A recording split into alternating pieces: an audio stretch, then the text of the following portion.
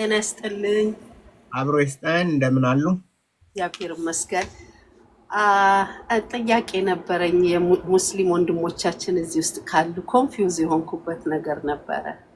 ምን ነው እንትኑ ጥያቄው?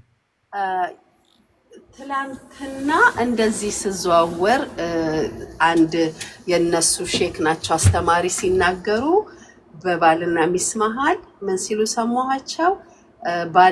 ባልየው ከኋላ ይቅርታ ስለቃሉ እኔ ሳይለኝም ግን ልናገር፣ ከኋላ የሆነ ነገር ቢያረጋት ምንም ችግር የለውም ፍቃድ አለው፣ ግን የምትወልደው ልጅ ጠንጋራ ሆኖ ይወጣል ነው የሚባለው እንጂ መደረግ ይቻላል አሉ። እና አይናቸው የተጠናገረ ልጆች በሙሉ በእንደዛ የተፈጠሩ ናቸው ማለት ነው። እንደ እስልምና ህግ ልክ ነው። አዎ አይናቸው እንትን ካለ ግን ማህፀን በኋላ በኩል አለ እንዴ?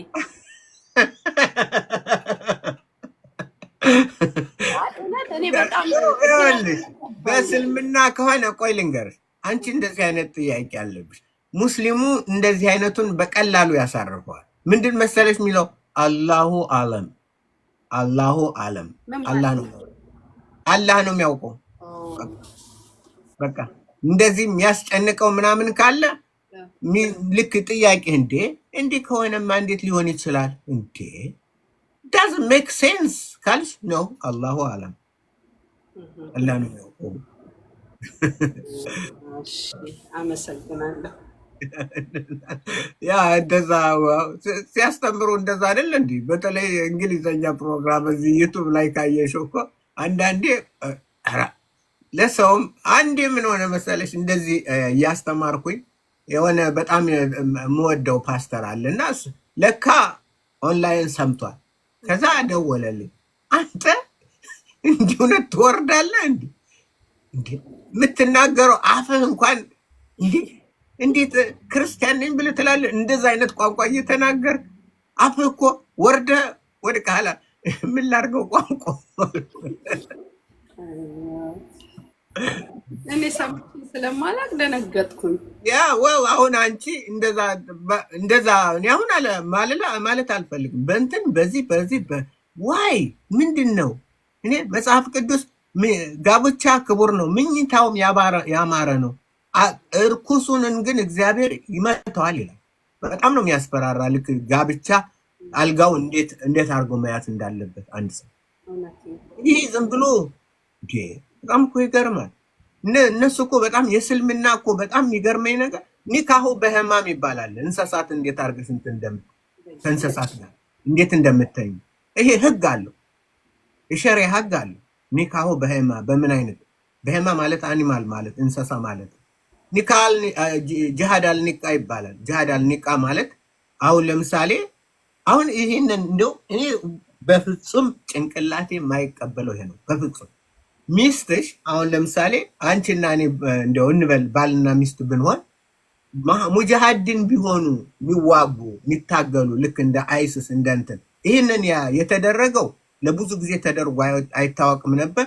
አሁን ግን የሲሪያ ጂሃድ እንትን የሲሪያ ላይ ይዋጉ ነበር አይደል? እነዚህ እንትኖች አይሲሶች ለነሱ የሞሮኮ እንትን አዞ የሞሮኮ የእስልምና እንትን መሪ አዞ ሰዎች ልጆቻቸውና ሚስቶቻቸውን ላኩ ሄደው እንዲተኙ። ለምን? ለአላህ ኮዝ ነው እንትን የሚሉት። ወንድ አያገኙ ምን አያገኙ፣ እዛ ጦርነት ነው። ስለዚህ ሄደሽ እንደው በቃ ሄደሽ ተኝተሽ እንትን ብለሽ አስደስሰሻቸው። ያው አብረሽ ተዋግተሽ ነኝ። ውጊያ እየተዋጋሽ ነው፣ ግን እሷ የምትዋጋው አብራ በመተኛት ነው ከተለያዩ። ጂሃድ አልኒቃ ይባላል። ይሄ ህግ ነው። አሁን እንዴት አሁን ኢማጂን how do you accept this? ሚስቴን ሄጅና ተኝ እዛ እንትን ብዬ I cannot ከባድ ነው። I cannot ጭንቅላት እንትን ይላል። በጣም ነው እንትን ይላል። እና ግን እንደዛ አደረጉ። ልጆቻቸውና ሚስቶቻቸውን ሰደው ሄደው እንዲተኙ ጂሃድ አድርገው መጡ። የሴት ልጅ ጂሃድ ያን ነው። እኔ ግን በጣም ደስ ያለኝ በዚህ በሚዲያው ላይ እስከዛሬ ድረስ እንደዚህ ተምረን ሰምተንም አይተንም አናውቅም ነበር ስለ ሙስሊም በጣም ጥሩ ነው። እኔ በጣም ነው ደስ ያለኝ እንዲህ መማማር ማለት ነው ስለ ሁሉም ሃይማኖት። ያ በጣም ጥሩ ነው። አመሰግናለሁ። ቴንክ ዩ ዩ ዌልካም ታንክ ዩ። ያ ብቅ በይ እንትን ስትይ አንዳንድ ጥያቄ ሲኖርሽ። አመሰግናለሁ። እሺ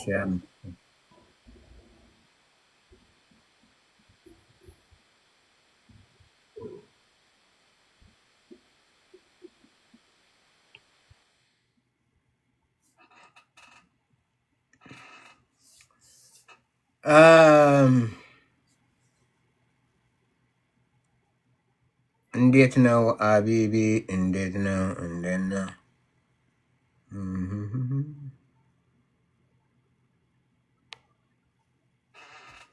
ምንድን ነው እንደዚህ እንትን ያለው? አይ ዶንት ኖ። ቀየረስ ይኸውልህ ነቢያት ወንድሜ አንድ ነገር ልንገረ፣ በመጽሐፍ ቅዱስ አንድ ነገር የለም። ያም የሌለው ምንድን ነው? ሃይማኖት ነው። ሃይማኖት የለም በመጽሐፍ ቅዱስ ውስጥ።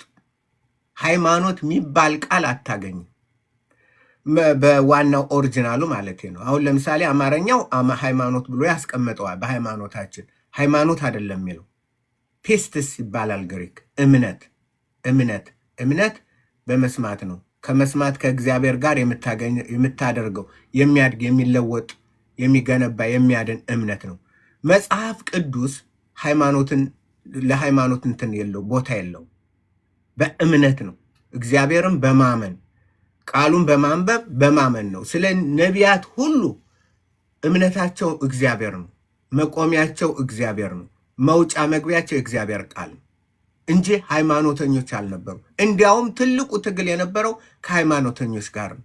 ሃይማኖቶች እነዚህ የሰዱቃውያን የምናምን ተብለው የተለያየ ሃይማኖት አላቸው የራሳቸው። ግን እዚህ ላይ አልተጠቀሰም መጽሐፍ።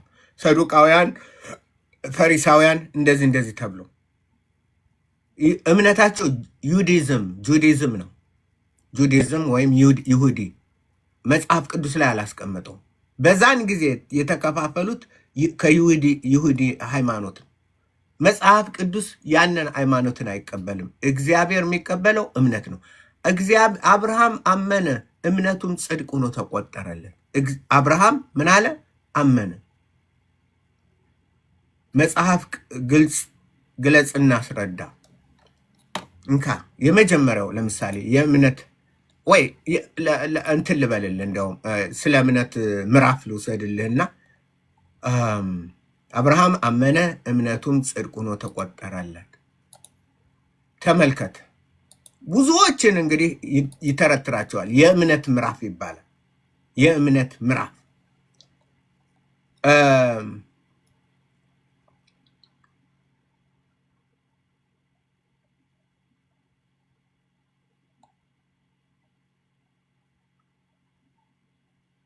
ኦኬ አይ ቲንክ 11 ነው ማለት ነው። ኦኬ ያ 11 እንትን ልበል። እንዲህ ይላል ራሱ። ይሄ ነው መመሪያቸው። እምነት ተስፋ ስለምናደርገው ነገር የሚያስረግጥ የማናየውንም ነገር የሚያስረዳ ነው። ለሽማግሌዎች የተመሰከረላቸው በዚህ ነውና ዓለሞች በእግዚአብሔር ቃል እንደተዘጋጁ ለዚህም የሚታየው ነገር ከማይታየው እንደሆነ በእምነት እናውቃለን። አቤል ከቃየን ይልቅ የሚበልጥ መስዋዕትን ለእግዚአብሔር በእምነት አቀረበ። በሃይማኖት አይደለም። በምን? በእምነት። ስለዚህ አቤል የምን ሰው ነው? የእምነት ሰው ነው። ዕብራውያን ምዕራፍ 11 በዚህም እግዚአብሔር ስለ ስጦታው ሲመሰክር እርሱ ጻድቅ እንደሆነ ተመሰከረለት።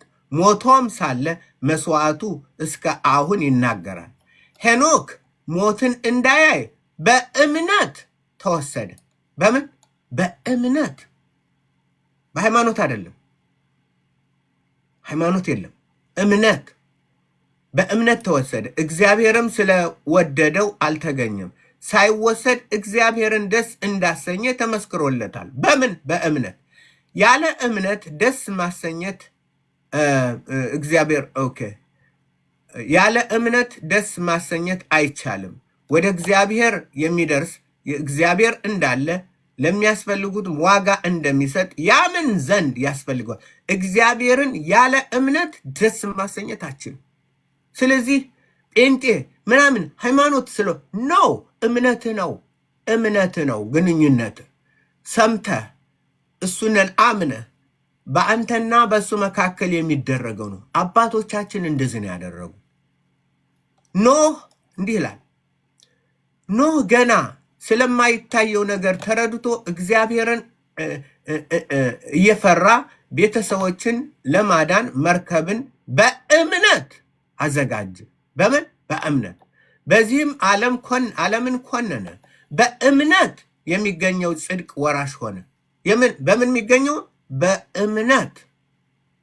በእምነት። ስለዚህ ጠቅላላ አንበው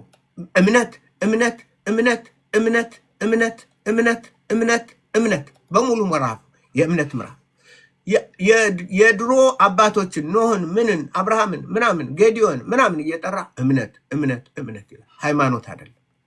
ስለዚህ ለመጽሐፍ ቅዱስ የሃይማኖት መጽሐፍ አይደለም። ሃይማኖት የለንም፣ እምነት ነው ያለን። እግዚአብሔር ጋር የሚያገናኘን እምነታችን እንጂ ሃይማኖታችን አይደለም። እምነት ደግሞ በመስማት ነው፣ መስማትም ከእግዚአብሔር ቃል ነው። ሮሜ ምን ይላል? ሮሜ 10:19 ላይ ሮሜ 10:19 ላይ እንዲህ ይላል። ወደ ሮሜ ሰዎች 10:19 ይሄ ጠቃሚ ትምህርት ነው። ምክንያቱም ይህንን ካላወቅ በጣም እንትን ነው፣ አስቸጋሪ ነው። 10:19 ነገር ግን እስራኤልን የት ነው እንዳላወቁ አሁን ሙሴ እኔ ሕዝቤ የሚሆነው የት ነው? 10:17 ነው። 10:17 እንግዲያስ እምነት ከመስማት ነው፣ መስማትም በእግዚአብሔር ቃል ነው። እንግዲያስ ምንድን ነው እምነት? አንድ ሰው ምንድን ነው? ከእግዚአብሔር በማድመጥና ከእግዚአብሔር ጋር ኮሚኒኬት በማድረግ በመስማት ነፍሱ ልቡ ውስጡ እየሰማ እየታደሰ እምነት መንፈስ ቅዱስ በሚሰጠው እምነት ወደ እግዚአብሔር ይጠጋል። ይሄ እጅ መታጠብ፣ ይሄ እንትን ማለት፣ ይሄ ምናምን፣ ይሄ ሲጸልይ 3 ጊዜ እንዲህ ነው አይደለም። ያ የሰው ስርዓት ነው፣ ማንንም አያድንም።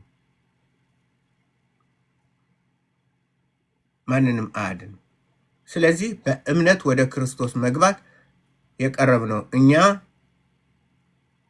እኛ ወደ ክርስቶስ የቀረብ ነው በእምነት ነው። የእምነት አባታችን እምነት የዳንበት ነው። አንድ ሰው የሚለወጠው የሚቀየረው የሚታደሰው በእምነት ነው፣ በሃይማኖት አይደለም። ክርስትና ሃይማኖት አይደለም፣ ግንኙነት ነው።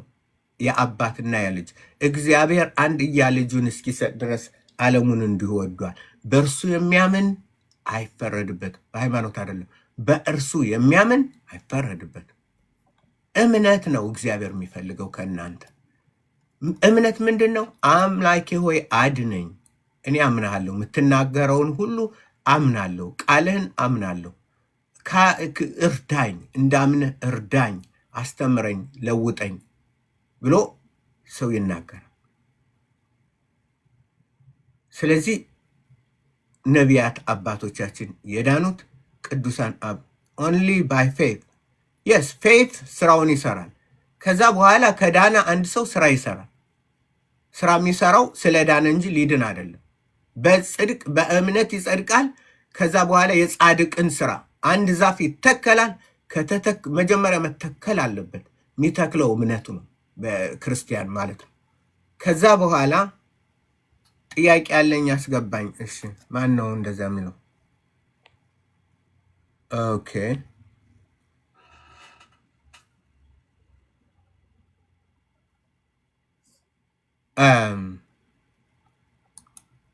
ምንድን ነው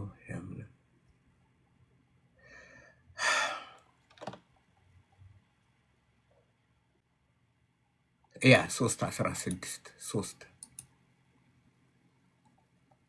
አይ ቲንክ እህቴ እንትንሽ ምንድን ነው ኮኔክሽንሽ እንትን ይላል መሰለኝ።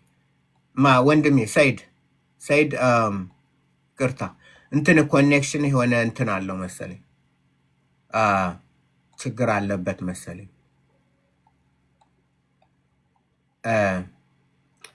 እንዲህና በእርሱ የሚያምን ሁሉ የዘላለም ሕይወት እንዲኖረው እንጂ እንዳይጠፋ እግዚአብሔር አንድያ ልጁን እስኪሰጥ ድረስ ዓለሙን እንዲሁ ወዷልና። ዓለም በልጁ እንዲድን ነው እንጂ በዓለም እንዲፈርድ እግዚአብሔር ወደ ዓለም አላከውምና። በእርሱ በሚያምን አይፈረድበትም።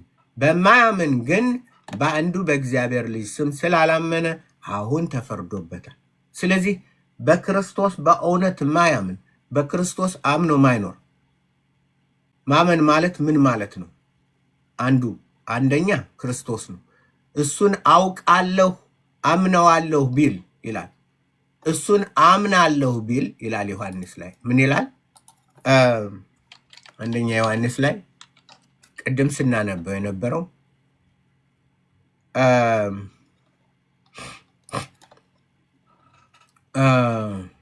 ዮሐንስ ኢየሱስ ወንድሜ ሰይድ እንትን ብለዋል። ኮኔክሽን በጣም እንትን ብሏል።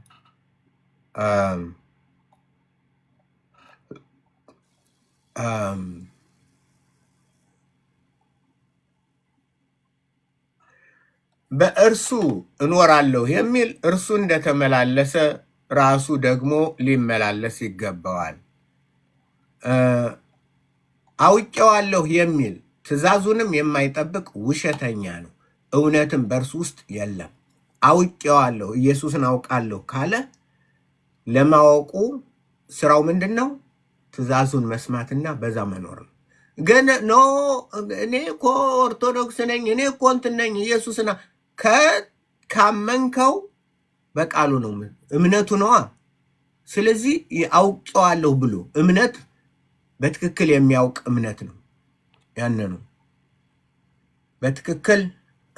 እሺ እንደገና እድል ስጥ። አይ ሆፕ ኮኔክት ያደርጋል። ባክ ኮኔክት አድርገው። ኢትዮጵያ ነው የሚሆን መቼም።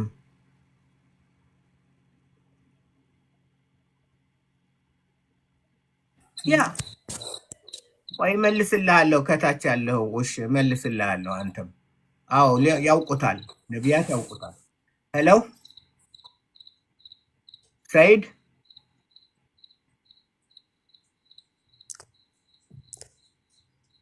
ሰላም ኖት? እግዚአብሔር ይመስገን። እንዴት ነው? ደህና ነው? ሰላም ነው አባቱ? ሰላም ነኝ፣ እግዚአብሔር ይመስገን። አቤት አቤት፣ ሰላም ነው? ሰላም ነው። አቤት። ኦኬ፣ ጥያቄ ነበረኝ። እሺ ምንድን ነው? አለሁ አልሐምዱሊላህ። ጥያቄ ነበረኝ። ምን ነበር ጥያቄው? ኦኬ፣ ያው የክርስትና አስተምሮ መሰረቱ በኢየሱስ ላይ የተመሰረተ ነው። በኢየሱስ ሞትና ስቅለት ላይ የተመሰረተ ነው።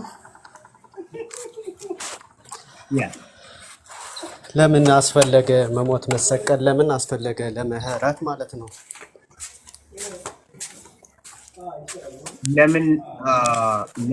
ለምን አስፈለገ? ኃጢአተኛ ስለሆነ ነው። ሰው ሁሉ ኃጢአትን ሰርቷል። ምን ይላል መሰለህ? አላምጣልህ አንድ ቦታ። ለምንድን ነው ያስፈለገን ኢየሱስ? ለምንድን ነው ዝም ብለን ማንድነው? ለምንድን ነው የሚል ጥሩ ጥያቄ ነው። እንዲህ የሚል ትክክል አይመስለኝም።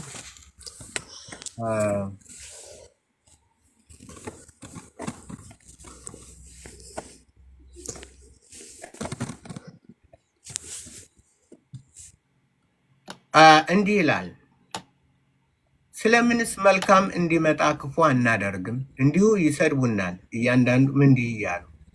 ኦኬ እንግዲህ ምን ይሁን? ከእነርሱ እንበልጣለን? ከቶ አይደለም፣ ከኃጢአተኞች ማለት ነው። አይሁድ የግሪክ ሰዎች ሁሉ ከኃጢአት በታች እንደሆኑ አስቀድመን ከሰናቸዋል። እንግዲህ እንዲህ ተብሎ እንደተጻፈ ጻድቅ የለም አንድም እንኳ፣ አስተዋይም የለም፣ እግዚአብሔርንም የሚፈልግ የለም። ሁሉ ተሳስተዋል፣ በአንድነት የማይጠቅሙ ሆነዋል። ቸርነት የሚያደርግ የለም፣ አንድም እንኳ የለም። ጉሮሯቸው እንደተከፈተ መቃብር ነው፣ በምላሳቸው ሸንግለዋል። የእባብ መርዝ በከንፈሮቻቸው በታች አለ። አፋቸውም እርግማንና መራርነት ሞልቶበታል። እግሮቻቸውም ደምን ለማፍሰስ ፈጣኖች ናቸው። ጥፋትና ጉስቁልና በመንገዳቸው ይገኛል። የሰላምን መንገድ አውቁትም። ዓይኖቻቸውም ፊት እግዚአብሔርን መፍራት የለም። ይሄ ሰው ባህሪ ነው። ሰው በቃ በኃጢአቱ ምክንያት የገጠመው ነው።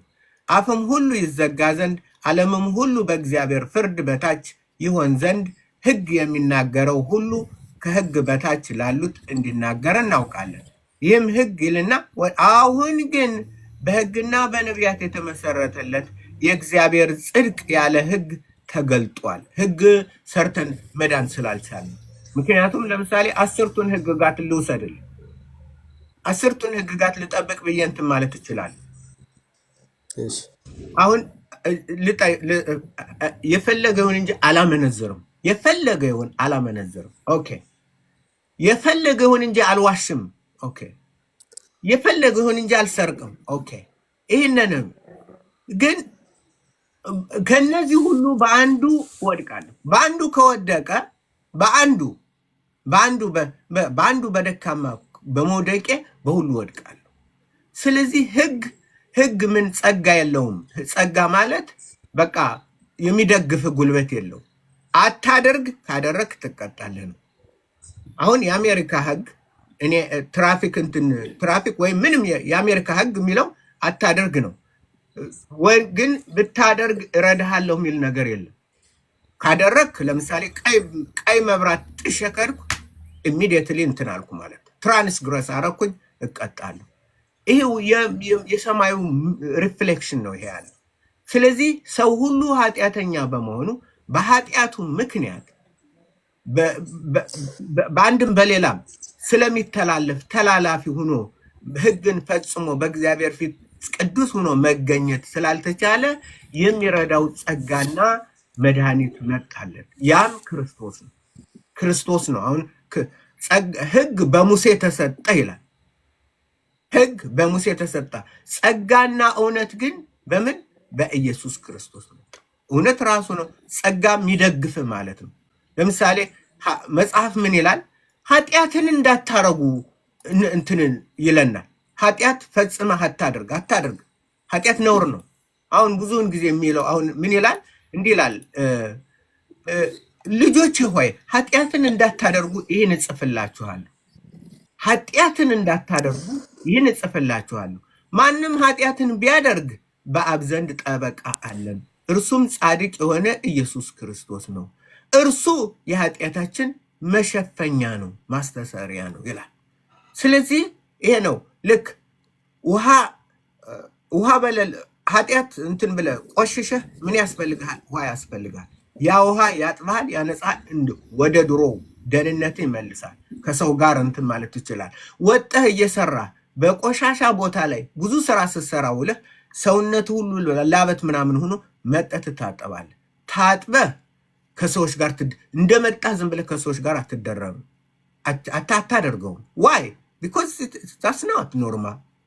እንዴ ሰው እንትን ብሏል፣ አንተ ብዙ ሰውነት ሁሉ እንትን ብሏል። ስለዚህ ታጥበህ ነጽተህ መቅረብ አለብህ፣ ለብሰህ መቅረብ አለብህ። እንደዛ ነው ሪያክሽን። መጽሐፍ ቅዱስም እንደዛ ነው የሚያደርገው። በኢየሱስ ክርስቶስ ነው ምንነጻው፣ ወደሱ ምንቀረው።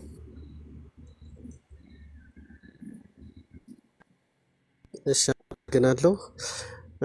ቆይ ያልገባኝ ነገር ሰዎች እንዴት እነሱ ባልሰሩት ኃጢአት ተጠያቂ ይሆናሉ? ምክንያቱም ያው እንዳልከው ከሆነ ሁሉም ሰው ኃጢአተኛ ሆኖ እንደተወለደ እንደተፈጠረ አይነት ነው የምታስበው። ግን መሬት ላይ ወርደን በሰራነው ኃጢአት መቀጣት ቢቻል ችግር የለውም፣ መቼም በሰራው ስራ ነው ይባላል። ግን ሰው ባልሰራው ስራ ጥፋተኛ ነህ ሲባል ይሄ ሎጂካል ነው? ያስኬዳል?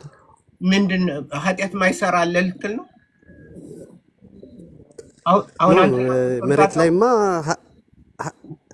መሬት ላይማ ኃጢአት እንሰራለን እኮ እሱ በጥፋት የምታገኘው ነገር ነው ሰርተህ ግን አሁን የሰው ልጅ ሲፈጠር ኃጢአተኛ ሆኖ ይፈጠራል። ከዛ ውጭ ያ ኃጢአቱ ደግሞ የሚነጻው በኢየሱስ ደም ብቻ ነው ብላችሁ ነው የምታምኑት? ጄኔቲክ ነው። ይሄ ማለት እኮ ዝም ብሎ ኃጢአተኛ ሆኖ አሁን ጌታ ለምሳሌ መጽሐፍ ቅዱስ ልንገር። መጽሐፍ ቅዱስ ዮሐንስ ሲያስተምር ሚላቸው አይሁዶች ሊጠመቁ መጡ። ምን አላቸው? የእንፉኝት ልጆች አላቸው። የእባብ ልጅ ማለት ነው። ዘራችሁ እንደዛ ነው። ምክንያቱም የሚሰለጥነው አንድ ሰው እንትን የሚለው ይዞት የሚሄደው ያነ ነው። በቃ ልክ ከአባትህ እናንትን በወረስከው በዛ ነው የምትኖረው። እግዚአብሔር እኮ አለ አባት በልጁ ኃጢአት እንትን አይልም የሚለውን አንብበዋል። አባት በልጁ ኃጢአት አይቀጣም፣ ልጅም በአባቱ ኃጢአት አይቀጣም። እነሱ ግን አይሁድ ግን ኖ ይሄ ትክክል አይደለም አሉ። መንገድህ የቀናች ቆይ ላምጣልህና ላንብብልህ። መንገድህ እግዚአብሔር ሆይ የቀናች አይደለችም አሉ አይሁዶች። ለምን? እኛ ልጆቻችን የምናወርሳቸው ከሆነ ኃጢአታችንን መውረስ አለባቸው አለ።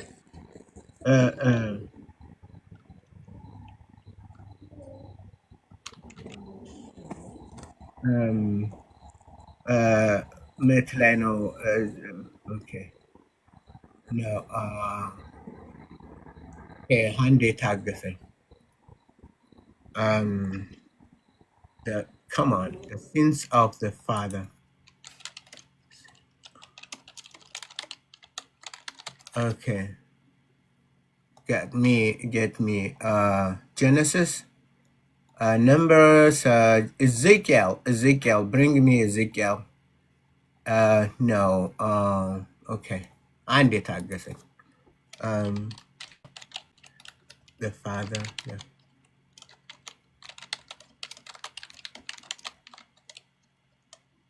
The sin, the iniquity of his son. Okay. ምን ይላል መሰለህ? ሕዝቅኤል ስንት ላይ ነው ያለው? ሕዝቅኤል 18 እንዲህ ይላል። የእግዚአብሔርን ይኸውልህ እግዚአብሔር የአይሁዶችና የእግዚአብሔርን ክርክር 18 ከ20 ጀምሮ እንደሚገባ በእንግሊዘኛ ከማረገው አማርኛ ይሆናል። ሕዝቅኤል ትንቢተ ሕዝቅኤል ትልቁ ጭቅጭቅ እነሱ የገጠሙት ይሄ ነው። በ18 ላይ ለምንድን ነው የማይወርሰው እንዴ? መንገድ ጠማማ ናት አሉት አይሁዶች። ትልቁ እንትናቸው ተመልከት። እንዲህ ይላል የእግዚአብሔር ቃል ወደ እኔ እንዲህ ሲል መጣ። ስለ እስራኤል ምድር አባቶች ጮርቃ የወይን ጠጅ በሉ፣ የልጆች ጥርሶች ጨረሱ ብላችሁ የምትሉበት ምሳሌ ምንድር ነው? አባቶች የሆነ መራራ ነገር በሉ፣ የልጆች ጥርስ በዛ እንትን አለ፣ የልጆች ጥርስ ተበላሽ። ግን የበሉት እነማን ናቸው? አባቶች ናቸው። እኔ ሕያው ነኝና እንግዲህ ወዲህ ይህንን ምሳሌ በእስራኤል ዘንድ አትመስሉትም ይላል ጌታ እግዚአብሔር። እነሆ ነፍሳት ሁሉ የኔ ናቸው፣ የአባት ነፍስ የእኔ እንደሆነች ደግሞ የልጅ ነፍስ የኔ ናት። ኃጢአት የምትሰራ ነፍስ እርሷ ትሞታለች። ኃጢአትን የምትሰራ ሰውም ጻድቅ ቢሆን ጽድቅንና ቅን ነገርን ቢያደርግ በተራራ ላይ ባይበላ ዓይኖቹንም ወደ እስራኤል ጣዖታት ባያነሳ የባልንጀራውንም ሚስት ባያረክስ አደፍም ወዳለባት ሴት ባይቀርብ ሰውን ባያስጨንቅ ለባለ ዕዳም መያዣውን ቢመልስ ፈጽሞ ባይቀማ ከእንጀራም ለተራበ ቢሰጥ የተራቆተውንም ልብስ ቢያለብስ በአራጣ ባያበድር ትርፍም ባይወስድ እጁንም ከኃጢአት ቢመልስ በሰውና በሰው መካከል እውነትን ፍርድ ቢፈርድ በትእዛዜም ቢሄድ እውነትንም ለማድረግ ፍርዴንም ቢጠብቅ እርሱ ጻድቅ ነው፣ ፈጽሞ በሕይወት ይኖራል ይላል ጌታ እግዚአብሔር። እንደ እርሱም ቀማኛ ደም አፍሳሽ ልጅ ደግሞ አሁን ልጁን ነው ከእሱም ቀማኛ ደም አፍሳሽ ልጅ ከዚህም በኋላ እንዳለችው የሚያደርገውን ቢወልድ እርሱ ጻድቅ አባቱ የሰራውን ሁሉ ባይሰራ በተራራም ቢበላ የባልንጀራውን ሚስት ቢያረክስ ድሃውንና ችግረኛውን ቢያስጨንቅ ቢቀማም መያዣውንም ባይመልስ ዓይኖቹንም ወደ እስራኤል ጣዖታት ቢያነሳ እያለ ይናገራል። እሱ ይፈረድበታል። በቃ ኃጢአተኛ ነው። በአባቱ ምክንያት ልጁ እንትን አይልም፣ አይቀጣም። እነሱ ታዲያ ምን አሉ? የእግዚአብሔር ሕግ የእግዚአብሔር መንገድ ምን አሉ? የቀናች አይደለችም አሉ። የእስራኤል ቤት ሆይ የእግዚአብሔር መንገድ የቀናች አይደለችም ትላላችሁ? በእውኑ የቀናች አይደለችም የጌታ መንገድ የቀናች አይደለችም ትላላችሁ? የእስራኤል ቤት ሆይ እንዲሁ ስሙ፣ በእውኑ መንገድ የቀናች አይደለችም? ይልቅስ የእናንተ መንገድ ያልቀናች ናት። ልጅ በአባቱ ኃጢአት አባት በልጁ ኃጢአት አይቀጣም።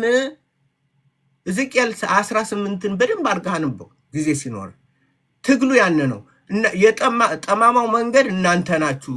ለአባቱ በበላው የልጁ ጥርስ እንትን ይላል ምትሉ እናንተ ልጆቻችሁ ጻድቃን ከሆኑ ወደ እኔ ከተመለሱ በእናንተ ኃጢአት ምክንያት እኔ እነሱን አልቀጣም። ልጆች እንትን ይላል። ኦኬ እንደዛ ካለ ታዲያ በአዳም ምክንያት ነው ኃጢአት የገባ ለምን ይባላል? ነው ኃጢአት የመጣው ነው። ሰው የተባረረበት ነው እንዴ? እንትን አይልም እንዴ? በስልምና ሳለ አይደለ እንዴ? ቆይሽ አዳም የተባረረው በኃጢአቱ ምክንያት ነው። ወደ መሬት የወረደው በኃጢአቱ ምክንያት ነው። በኃጢአቱ ምክንያት ኃጢአት አደረገ፣ እግዚአብሔር አወጣው። ኃጢአትን እሱ ባያደርግ ልጆቹም ሁሉም በሱ በገነት እግዚአብሔር ባለው በዛ ይኖሩ ነበር። አይወጣም። ካልወጣ ልጆቹ ተነጥለው አይወጡም ነበር። እሱ ወጣ። ከወጣ በኋላ እኛ ወጣን። በቃ ከዛ እዛ ቦታ ወጣን፣ ከዛ ስቴት ወጣን። ዙረን ለመግባት አሁን መድኃኒት ያስፈልገን። ኦኬ ከመውጣቱ በፊት እኮ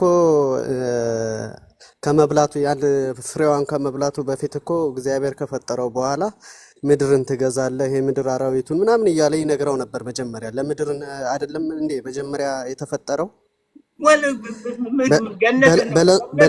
ገነት መኖሪያቸው ነው እንጂ ምድርም እኮ ነው። በምድር ነው እግዚአብሔር ይሁን ሁሉ ያውቃል። ኃጢአት እንደሚሰራ እንትን እንደሚል ሁሉ ያውቃል።